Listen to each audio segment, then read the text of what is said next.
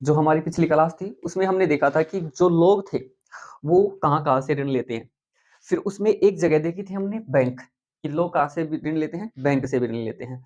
तो जो बैंक है वो कई व्यक्तियों या समूह को लोन नहीं दे पाता। उसके क्या कारण हैं? अब वो देखने हैं। तो क्या देखना है कि कुछ व्यक्तियों या समूह को क्या नहीं दे पाता? लोन नहीं दे पाता।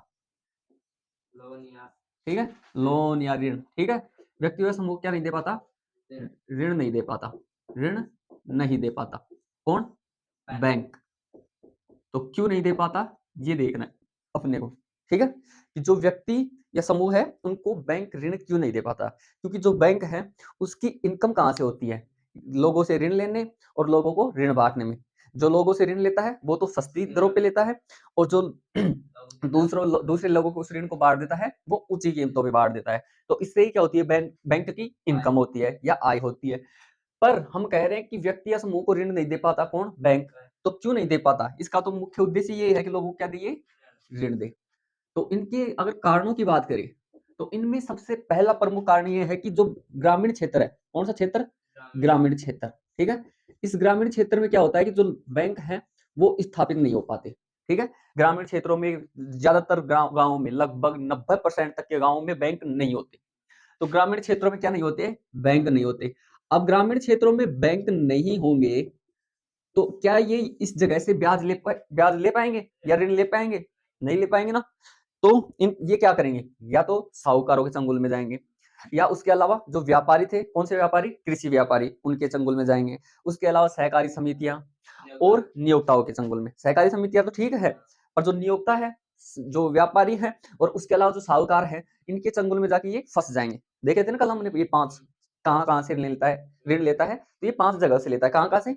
एक तो साहूकारों से, ठीक है? साहूकार उच्च कीमत पे देता है, ठोक-ठाका अच्छा ब्याज ठोक है। फिर ओकर बाद में जो कृषि व्यापारी हो, ऊ कने जाके ऋण लेबो। तो कृषि व्यापारी के करे जा कि ऋण तो सस्ती कीमत पे दे देता, लेकिन ऊ के कर ले छा कि ये समझौता कर ले तेरी जो फसल को उत्पादन होगो ना हम खरीदांगा। और वो खरीदता तो उसकी कीमत कम लगा देता। उसके अलावा तीसरी थी नियोक्ताओं से आय, ठीक है? जो नियोक्ता था, नियोक्ता क्या करता था कि नियोक्ता मतलब मालिक से आय, कि उसके पास कुछ ज़मीन होती थी, तो उससे पहले क्या करता वो कुछ मजदूरों को क्या दे देता? ऋण दे देता और लगभग 5% ब्याज लेता उसके ऊपर।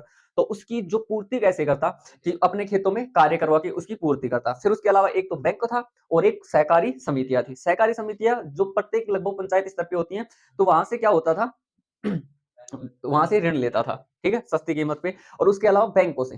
पर अब अगली बात आती है कि जो बैंक है इससे ऋण क्यों नहीं ले रहा? तो पहला प्रमुख कारण तो यही है कि ग्रामीण क्षेत्रों में क्या नहीं होते? बैंक नहीं होते। अगर ग्रामीण क्षेत्रों में बैंक ही नहीं होंगे, तो क्या ग्रामीण क्षेत्रों से ब्याज लेगा?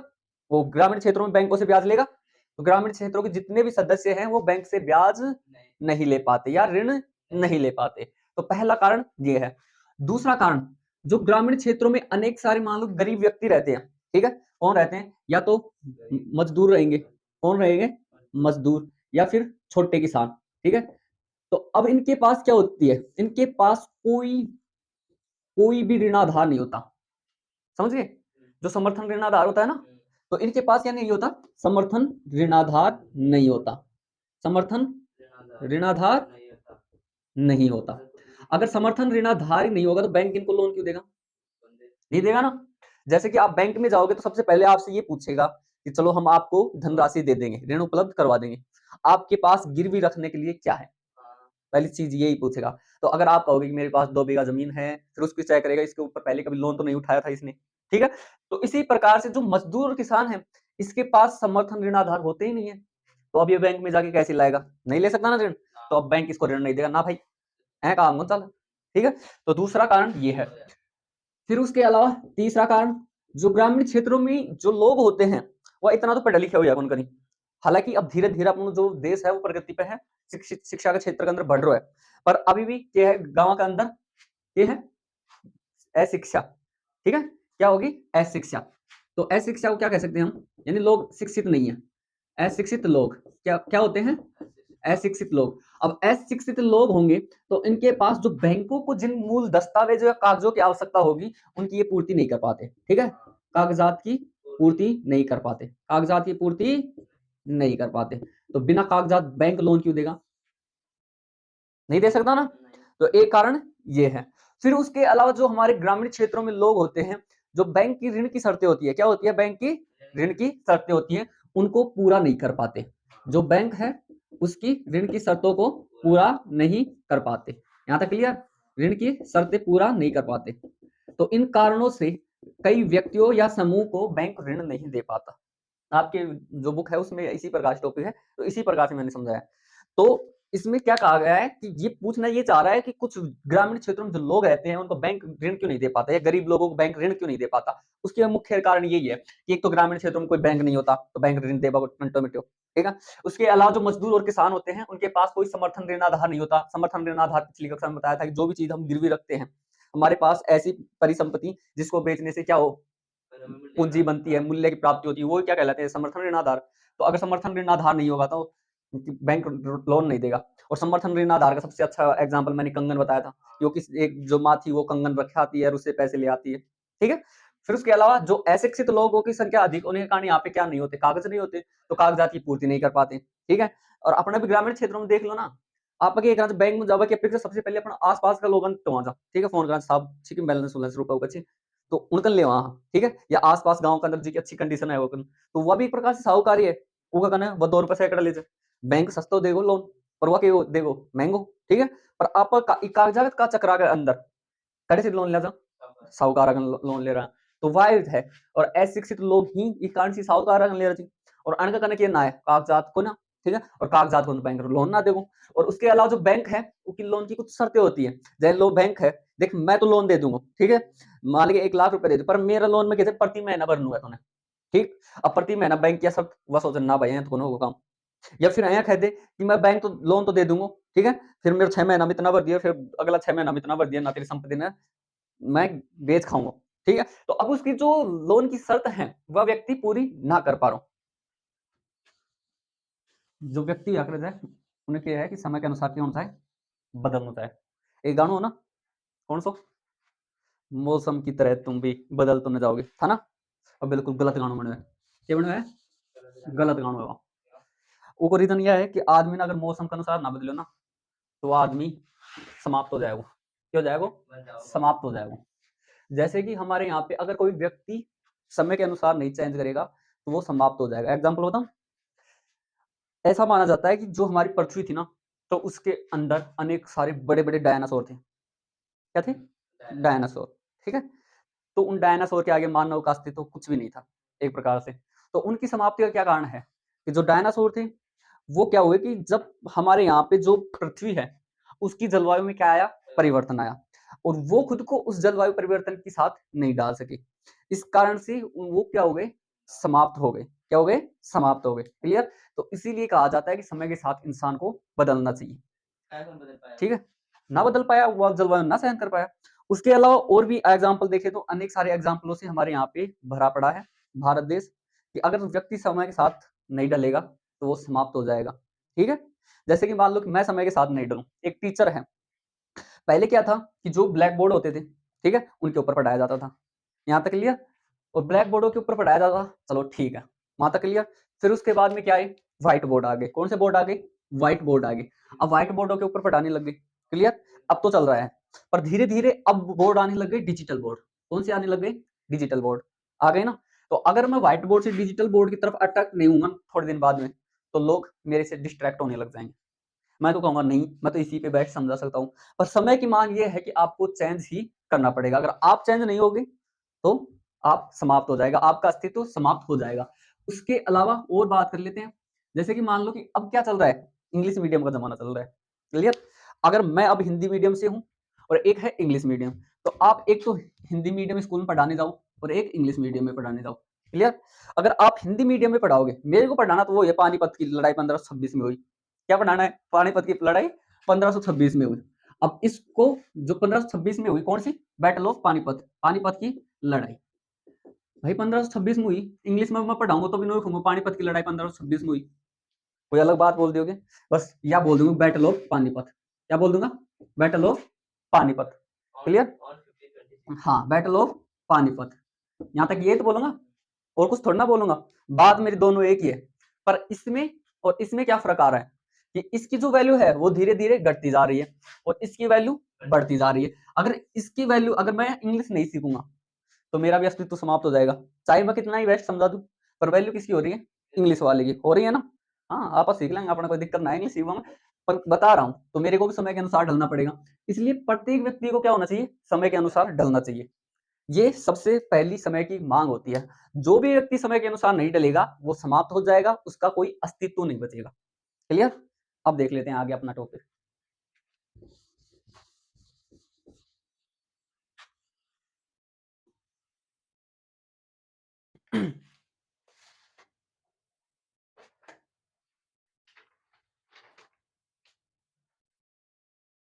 अगला टॉपिक है भारत में औपचारिक क्षेत्र में साख। पहली बात, क्षेत्र होते हैं दो, ठीक है? कौन कौन से? एक क्षेत्र होता है औपचारिक और एक होता है अनौपचारिक। तो अपन टॉपिक डाल लेते हैं भारत में साख, ठीक है? किसमें साख? भारत में। और भारत में किस किस में इसकी साख के क्या है? दो क्षेत्र है। कितने क्षेत्र हैं? दो क्षेत्र। कि भारत की साख के क्या है? दो क्षेत्र हैं। तो अब इसको क्या करना है?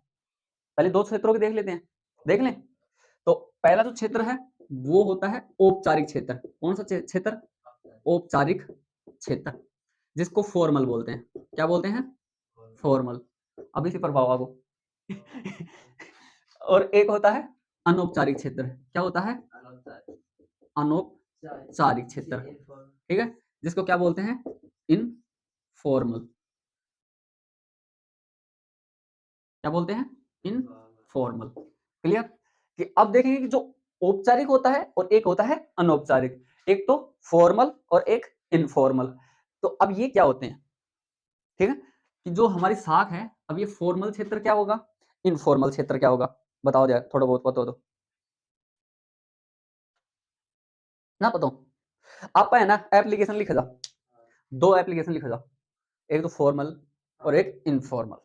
फॉर्मल में तो या लिख दा टू द हेड मास्टर, है ये तो लिखता था, या फिर जो 10th तक क्लास स्कूल होती है उसमें प्रिंसिपल, ठीक है, टू द प्रिंसिपल फलानी फलानी स्कूल है, या गांव रिया हुआ, फिर उसके बाद में sir I back to say that time. ये क्या था? ये तो एप्लीकेशन था, ठीक है। उसके अलावा लेटर भी लिखते हैं, फॉर्मल इनफॉर्मल, ठीक है।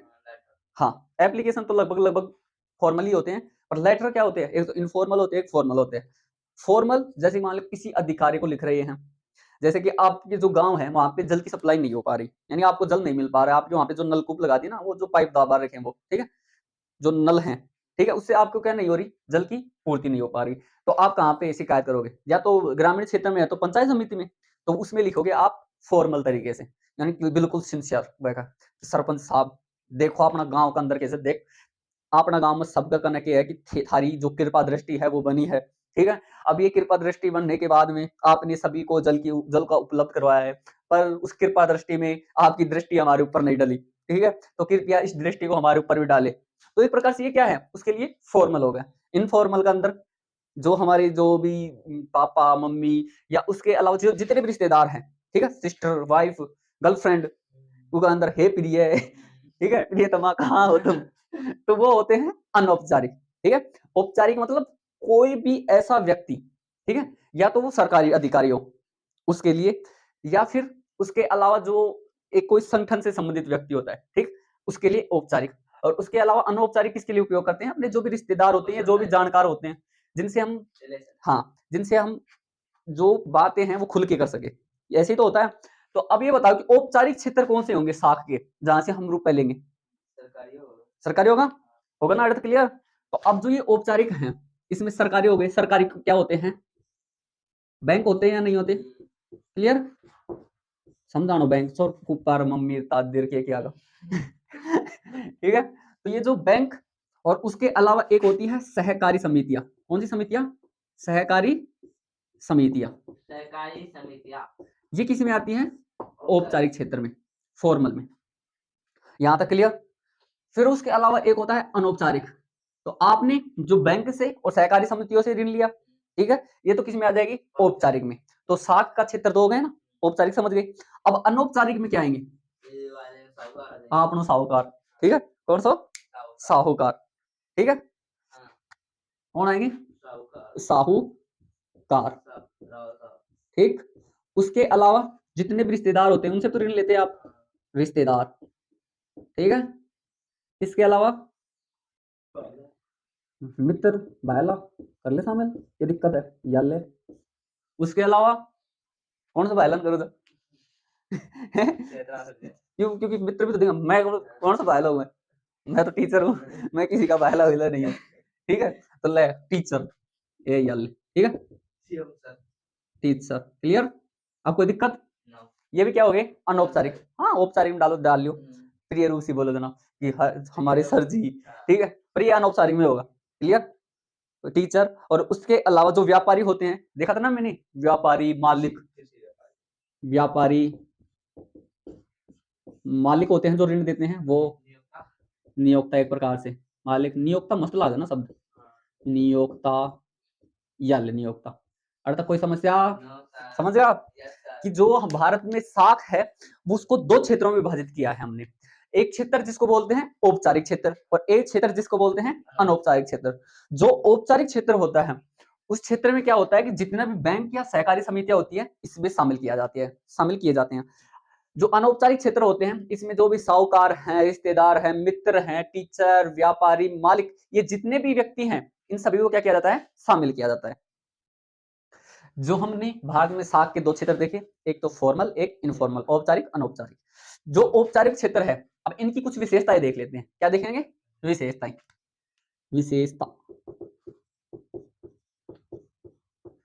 मैं पिछली बार जब 10वीं क्लास में पढ़ा था ना, ठीक है, तो उनके अंदर कोई लड़की को नाम रखे विशेषता, है ना, तो मैं बोलता हूँ विशेषता, फिर लड़की हंसने लग जाती अणु के रीजन है, मतलब पहली बार गजमन के तो कोई नाम विशेषता भी है, फिर दोबारा पढ़ा तो कि इसकी ये विशेषता है, फिर छोरी एक बत्ती सी निकलवा लग जाती, फिर मैं सोची छोरी आधा माइंड तो नाजी अणकी खोपड़ी पता नहीं ही तो ना पड़ गो तो वो विशेषता वो वाली नहीं है, क्योंकि 10th में ही पढ़ाया था मैंने, वहां पे विशेषता ऐसे कोई टॉपिक था उसमें इसकी विशेषता ये है, और अभी भी 10th को पढ़ा रहा हूँ तो इस कारण से अब बत्ती से नहीं निकलनी चाहिए, ठीक।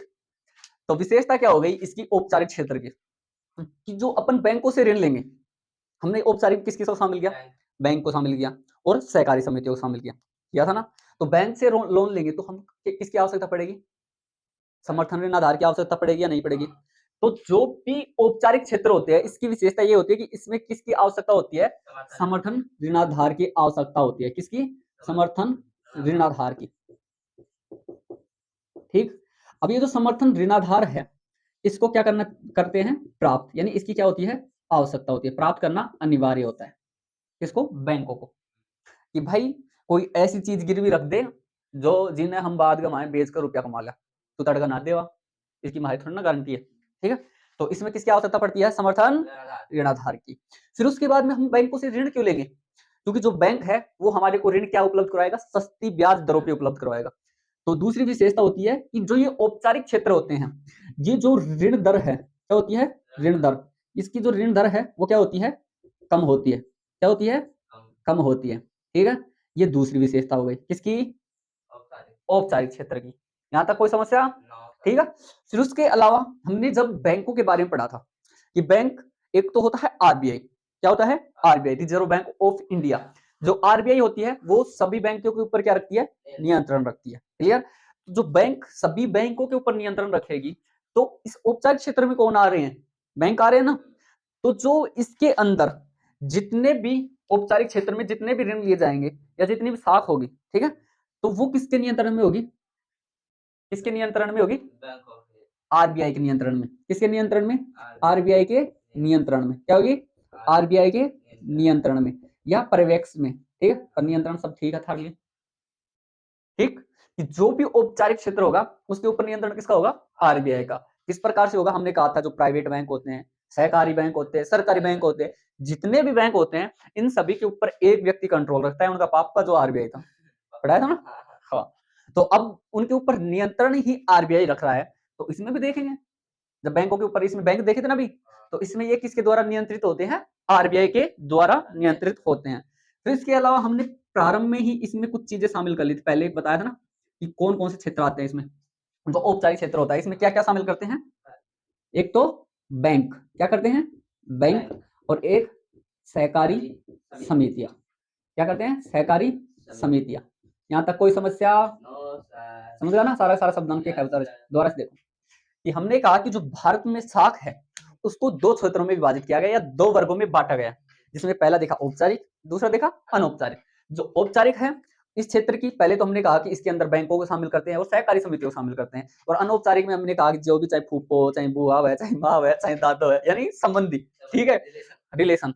और उसके अलावा चाहे मित्र हो, ठीक है, टीचर हो, जमींदार हो, साहूकार हो, ये जितने भी हैं जिनसे हम सीधे जाकर ऋण ले लेते हैं, तो उनकी बात है औपचारिक में। फिर हम कह रहे हैं कि अब वो अनौपचारिक में, अब कह रहे हैं कि जो औपचारिक है उनकी विशेषता देख लेते हैं। तो हमने कहा कि जो औपचारिक क्षेत्र है उसमें क्या लेना आवश्यक है? समर्थन ऋणाधार प्राप्त करना आवश्यक है, ठीक है। एक बिना बैंक कोई रुपया कौन देगा था, क्लियर। फिर उसके अलावा जो बैंक होते हैं उनकी ऋण की दरें क्या होती है? कम होती है। और आरबीआई क्या करती है? इनके ऊपर नियंत्रण रखती है। और इसमें शामिल क्या क्या होते हैं? बैंक और सहकारी समितियां इसमें क्या होती है? शामिल होती है, क्लियर।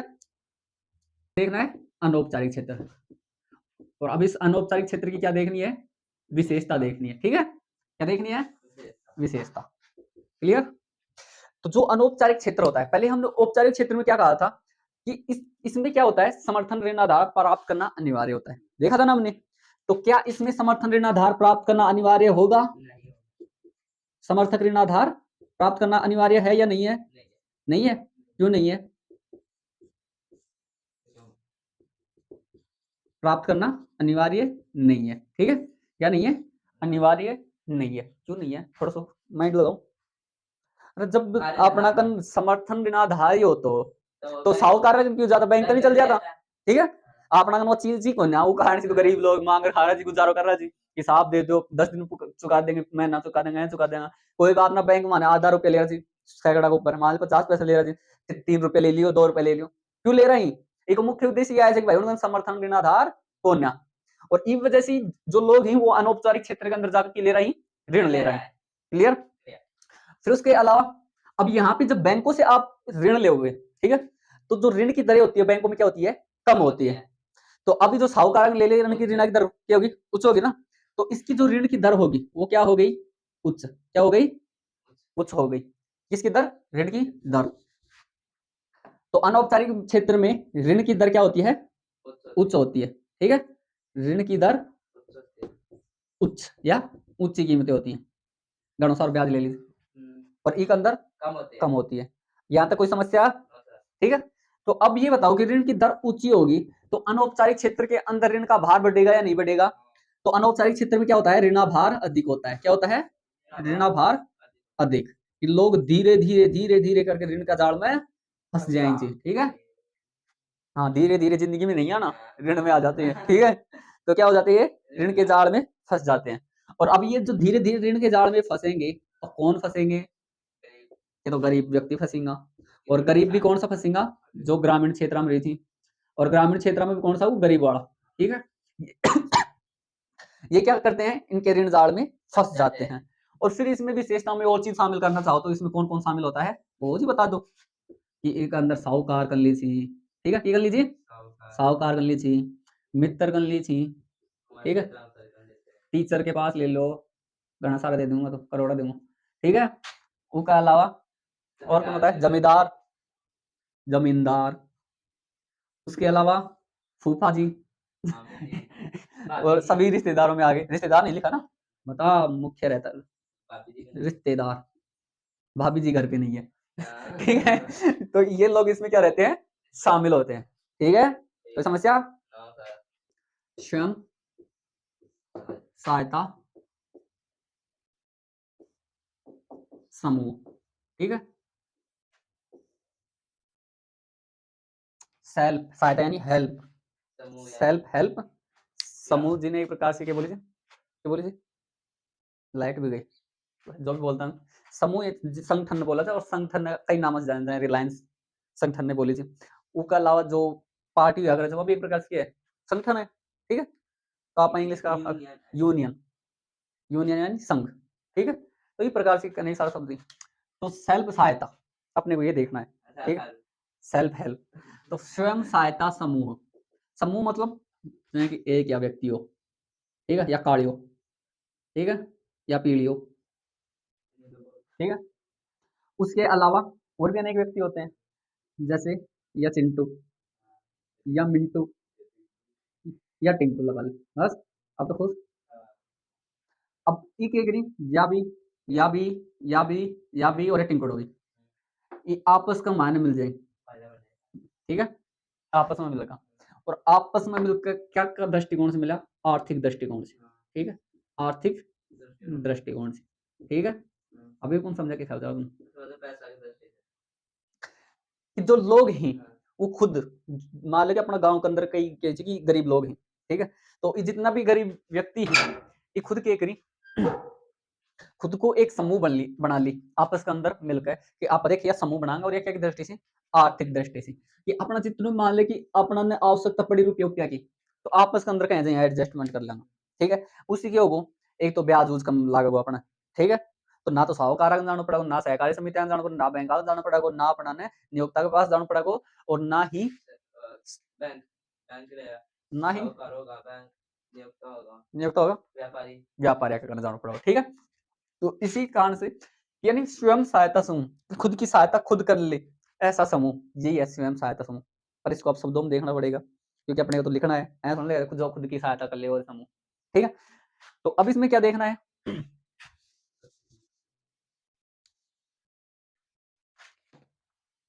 कि ऐसे लोगों का समूह, कैसे लोगों का समूह, ऐसे लोगों का समूह, हम तो ऐसे ही हैं, ऐसे लोगों का समूह, हाँ। अब अगली बात आती है कैसे लोगों का समूह, ठीक है ठीक है, जो क्या हो समान, ठीक है, समान मतलब वह गरीब तो दूसरा भी गरीब, ठीक है, खुद का मेल का, ठीक है तो समान रूप से क्या भी सामाजिक, ठीक है, और आर्थिक पृष्ठभूमि, कौन सी सामाजिक और आर्थिक पृष्ठभूमि का में ना समझा, खुद का मेल का कि समाज के अंदर या स्टेटस है, ठीक है, यानी कि अपनी जो कास्ट कास्ट का आधार पर कर सकते हैं ना कि कास्ट का आधार पर होगा, ठीक है, तो वो क्या होगा एक प्रकार सामाजिक होगा, और आर्थिक देख तू भी कंगाल मैं भी कंगाल, तो आप दोनों आपस के अंदर कुछ सोच समझ कर काम कर लें, ठीक है। तो अब सोच समझ के करांगा पहले तो क्या करांगा आपस में एकत्रित हुआ क्या हुआ एकत्रित हुआ एकीकृत, ठीक है, एकीकृत हो जा, ठीक है। अब एकीकृत हो जाएगा तो आप क्या करा खुद की क्षमता अनुसार क्या करा खुद की क्षमता अनुसार क्या बचावा रुपया बचावा, ठीक है, क्या बचावा बचत करा, ठीक है, रुपए की बचत करना, किसकी बचत करना रुपये की बचत करना, ये क्या है स्वयं सहायता समूह है। देखो ये या खैर विचार है कि जो भी लोग हैं कौन सा लोग जो समान सामाजिक और आर्थिक पृष्ठभूमि का में कि समाज के अंदर लगभग बराबर है और आर्थिक रूप से भी यहाँ का है कि देख अपना दोनों काम चल जाए यानी बराबर जाए, वो 10 रुपया कमाओ तो 10 रुपया कमाओ, ठीक है, तो यहाँ का व्यक्ति है तो एक समान पृष्ठभूमि होगी ना, एक जैसा होगा ना, एक जैसा मेल का, ठीक है, तो अब एक जैसा मेल का खैर से हम सारा एकीकृत हो जाओ और कुछ कुछ रुपए बचा लो, ठीक है, और आपस में क्या कर लो सहायता कर दो उन रुपए में बचा, ठीक है। अब मान ले कुछ रुपए की बचत कर दिया, जैसे कि मान ले 10-10 रुपए मिलाया, प्रत्येक दिन का 10-10 मिलाया 500 को महाराज, ठीक है, और 10 व्यक्ति जी 100 रुपए एक दिन का बना, तो मैंने कितना बना 3000, अब 3000 बना, कोई सा व्यक्ति ने क्या हुई कि आर्थिक रूप से आवश्यकता पड़ गई 3000 उन्हें दे दो, फिर कह दे भाई कमाल थोड़ा सा दे दिए ब्याज थोड़ा सा, मतलब जैसे 3000 पे मान ली 100 रुपए दे दिए तो कितना ज्यादा तो ना होगा, ज्यादा होगा 3050 रुपए दे दिए, ठीक है, तो उनको क्या ब्याज भी कम होगा और खुद आपस में मान के कर लिया सहायता कर दिया, फिर अगली बार वापस मोजी जोड़ लो, फिर दूसरा दे दो, फिर आपस में जोड़ लो, फिर दूसरा दे दो, तो ये आधार पर ना तो थाना बैंक में जाना पड़ेगा, ना थाना पंचायत वो सॉरी सहकारी समिति में जाना पड़ेगा, ना थाना नियोक्ता में जाना पड़ेगा, ना थाना व्यापारी में जाना पड़ेगा, ना ही थाने साहूकार में जाना पड़ेगा, ठीक है। तो ये क्या कहलाता है स्वयं सहायता समूह, क्या कहलाता है स्वयं सहायता समूह है, क्या कहते हैं स्वयं सहायता समूह, क्लियर, हाँ सेल्फ हेल्प यूनियन, ठीक है। अब जो ये स्वयं सहायता समूह है इनको हमने देख लिया ना, किसे कहते हैं किसे कहते हैं किसे कहते हैं अभी बताया था ना ऐसे लोग जो अपने समान सामाजिक और आर्थिक पृष्ठभूमि के होते हैं, ठीक है, और एकत्रित होकर वो जो रुपए है उनकी क्या करते हैं बचत करते हैं और आपस का मान बांट ली, ठीक है, वो क्या कह लेते हैं वो क्या कहलाती है? स्वयं सहायता समूह। क्लियर? फिर उसके बाद में कि जो स्वयं सहायता समूह हमने देखा, उसका गरीबों के लिए क्या महत्व है? किसके लिए? गरीबों के लिए, यानी पुअर मैन। गरीबों के लिए क्या महत्व है? क्लियर? आज मैं गरीब हूं ना आज मैं रोटी खा दूं पिछली क्लास में पढ़े थे ना 9th क्लास में कि गरीब कौन है? जो, हाँ, जो 2100 किलो कैलोरी खाना नहीं प्राप्त हो एक दिन में। तो कई कई बार कहते कि मैं वो खावे पढ़ा दूं, मैं गरीब हुआ करूँ। अब कौन मैं आज अमीर हूँ, ठीक है, 2100 से ज्यादा खा लिया आज तो। हाँ, तो अब गरीबों के लिए क्या महत्व है? तो अब तेरे लिए महत्व देख ले, आज तू गरीब आ रहा कि जो स्वयं सहायता समूह है ठीक है, तो वो क्या करता है? एक प्रकार से गरीबों में संगठन बनाने का कार्य करता है। क्या बनाने का कार्य करता है? संगठन बनाने का कार्य करता है। इससे एक प्रकार से संगठन की भावना आती है। ठीक है, संगठन है ये अपना आप तय कहीं ला दें बिना फालतू में, कोई ब्लॉग बना दें किसकी? संगठन। ठीक है, संगठन की भावना का क्या होता है? विकास। क्लियर? यहाँ तक कोई समस्या हो जाएगी ना? कि आपस में मिलेंगे, आपस में मिलेंगे जब तो रुपया की बचत करेंगे। ठीक है, और क्या करेंगे फिर उसके अलावा अगली बात आती है कि मान लो स्वयं सहायता समूह में लोग संगठित होगा। फिर सोचे यार आपका कैसा कि एक साथ मिलकर कुछ रोजगार कर लें। ठीक है, और एक साथ मान लो कोई रोजगार जाए, मान लो कोई दुकान डाल लिया। ठीक है, हाँ, परसों नहीं गाले हैं मान लेना। तो एक व्यक्ति लगाए 50,000 रुपए। कितना लगाओ? 50,000 रुपए। 10 मिल गया तो 50,000 से लगभग 5 लाख बन गया ना। कितना बन गया? 5 लाख। 5 लाख में दुकान डल जाएगी। ठीक है, और एक हमारे ने एक बंदो नियुक्त कर दी। ठीक, ये ना मान ले 10,000 रुपए महीना तनख्वाह दे देंगे, और एक हमारे जो भी बचत होगी वो सारा में बढ़ जाएगी। ठीक है, तो क्या क्यों लोग संगठित हुए तभी तो ये विचार लागो नजीकन 50,000 तो दुकान ही उनका सके। तो अब वो करने ये क्या आ गई तनख्वाह की बैठा बैठा। तो इससे क्या हो गया? रोजगार भी तो विकसित हो रहा है। यदि आप संगठित हो जाओ तो इससे आपके पास रोजगार विकसित हो जाएगा। संगठित हो जाओ तो आपके पास जो धन है वो कम कीमतों पे आने लग जाएगा, यानी कम दरों पे। ठीक है, तो ये स्वयं सहायता समूह के क्या है? फायदे हैं। तो इससे क्या होती है? स्वरोजगार प्रेरित होता है। क्या होता है? स्वरोजगार प्रेरित होता है। क्या प्रेरित होता है? स्व रोजगार। ठीक है, स्वरोजगार प्रेरित होता है। प्रेरित कर दिया आप? कर दिया ना प्रेरित? कैसे कर दिया? अभी बता दिया कि दुकान गाल लो। वो अलावा अनेक सारा ना, तो एक एग्जाम्पल ही दियो है। फिर उसके अलावा आप क्या करोगे कि मान लो कि आपको धन की आवश्यकता पड़ी। धन की आवश्यकता पड़ता भाग भाग जाओ साहूकार का। ठीक है, तो साहूकार क्या करेगा? थारो शोषण करेगा। क्या करेगा? शोषण करेगा कि देख मैं तो देख इतना पे ब्याज दूंगा, लेना तो ले ना तू जा। ठीक है, तो फिर सोचोगे यार राइड तो मिल रहा 100 रुपये तो मिल रहा, अरे तू ले ले। तो अब वो क्या किया? शोषण। और अब मान लो स्वयं सहायता समूह हो गए, बन गए आपस में, तो आपस के अंदर जो आपके पास पैसे हैं तो आपस में बंटवारा कर लोगे। ठीक है, तो अब पैसे का आपस में बंटवारा कर लोगे, फिर बाद में वो कम कीमतों पे चुका देगा। ठीक है, तो उससे क्या होगी? शोषण की समाप्ति या शोषण से मुक्ति। ठीक है, यहाँ तक कोई समस्या, कोई दिक्कत होने ना? फिर उसके बाद के अंदर शोषण से मुक्ति होगी। क्यों हुई? क्योंकि एक अंदर जो कर्जदार होगा, ठीक है, कर्जदार जो कर्ज देने वाला है, ठीक है, अब ये क्या करेगा? जो भी अपना ऋण आओगे, ठीक है, तो कर्जदार जैसे कि मान लो कि कोई साहूकार का ले लिया, क्या ले लिया? ऋण ले लिया। ठीक है, अब साहूकार का ऋण ले लिया, तो ऋण लिया बाद में माथे क्या फंस जाओगा? ऋण जाल में। क्या फंसोगा? ऋण जाल में फंसोगा। तो अब ऋण जाल में फंसोगा तो इसी मुक्ति कौन दिलाओगे? स्वयं सहायता समूह। ठीक है, कि स्वयं सहायता समूह होगा तो आपको कर्जदार से ऋण लेने की आवश्यकता नहीं होगी, और आप जिस व्यक्ति से ऋण ले रहे हो वह सस्ती कीमत पर ऋण दे ही देगा, इसलिए ऋण जाल से क्या हो जाएगी? आपको मुक्ति हो जाएगी। यहाँ तक कोई समस्या समझ आएगा ना? फिर उसके अलावा अगली चीज होती है, इससे स्वावलंबन और रोजगार उत्पन्न होता है, जैसे स्वरोजगार, वही बात है। क्लियर? तो एक बार फिर से देखो कि स्वयं सहायता समूह को समूह का गरीबों के लिए क्या महत्व है। तो उसमें हमने कहा कि जो गरीब हैं वो स्वयं सहायता समूह के माध्यम से संगठित होते हैं। ठीक है, ये एक उनके संगठन होने का क्या है? एक माध्यम है। किनका? स्वयं सहायता समूह के माध्यम से लोगों का।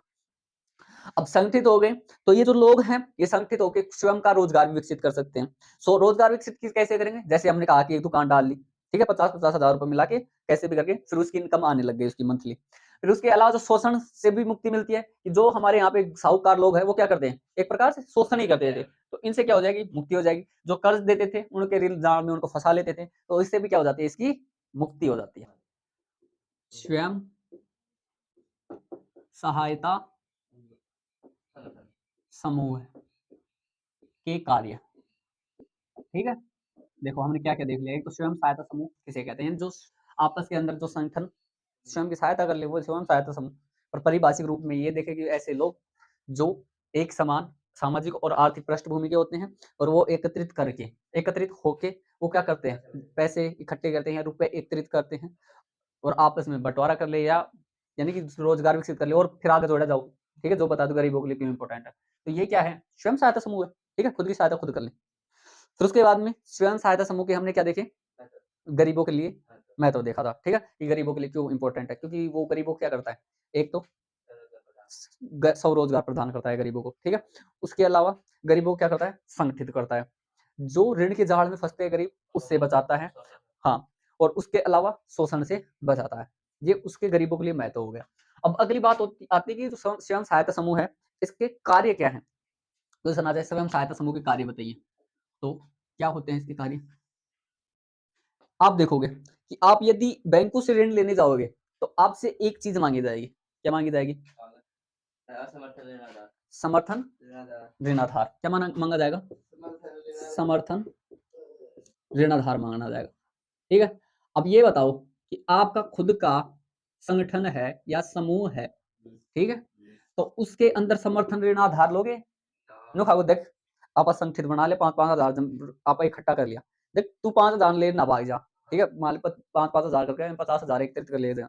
ठीक है, फिर उन खींचे एकत्रित कर बन दे, तू कर ले ना भाग जा, तेरे को समर्थन ऋणाधार दे। ठीक है, यहाँ कौन खीना तो एक जगह एकत्रित होगा, एक अंदर कोई समर्थन ऋणाधार की आवश्यकता नहीं है। ठीक है, तो ये जो इससे जितना भी ऋण लोगे उसमें समर्थन ऋणाधार नहीं लगेगा। ठीक है, यानी समर्थन ऋणाधार नहीं मांगा जाएगा। क्लियर, एक बात पूरी होगी। तो ये इसका पहला कार्य है कि देखो हम जितना ने बांटांगा, आप जितना संगठन बना लिया, आप जो संगठन बना लिया उसके अंदर आप समर्थन ऋणाधार कौन ले, यहाँ तक क्लियर।